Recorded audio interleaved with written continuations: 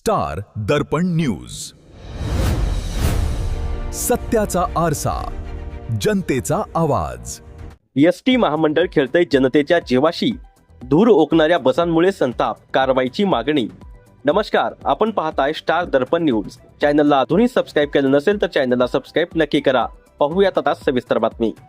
प्रवाशांच्या सोयीसाठी आणि सुरक्षित प्रवासासाठी राज्य सरकारकडून एसटी महामंडळ चालवले जाते. मात्र लातूर अहमदपूर महामार्गावरील काही एसटी बसांच्या दयनीय अवस्थेमुळे प्रवासी आणि नागरिकांच्या आरोग्याचा प्रश्न ऐरणीवर आलाय.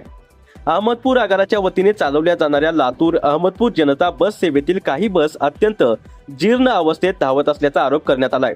अनेक बसांच्या खिडक्यांच्या काचा फुटलेल्या आहेत, आसन व्यवस्था खराब आहे, तर पावसाळ्यात छताला गळती लागते. सर्वात गंभीर बाब म्हणजे या बसमधून मोठ्या प्रमाणात काळा धूर बाहेर पडत असल्याचे नागरिकांचे म्हणणे आहे.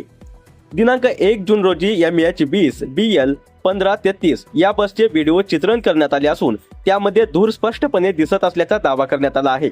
याबाबत अहमदपूर आगारातील अधिकारी अमर पाटील यांच्याशी संपर्क साधला असता याची मला कल्पना नाही, माहिती घेऊन सांगतो असे त्यांनी सांगितले.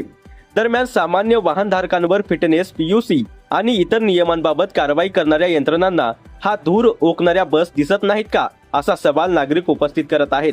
लातूर रोडचे माजी सरपंच मधुकर मुंडे आणि संजय गांधी निराधार योजनेचे चेअरमन सिद्धेश्वर अंकलकोटे यांनी तात्काळ कारवाईची मागणी करत, अन्यथा संबंधित बसेसचा पंचनामा करून परिवहन विभागाकडे तक्रार दाखल करण्याचा इशारा दिलाय.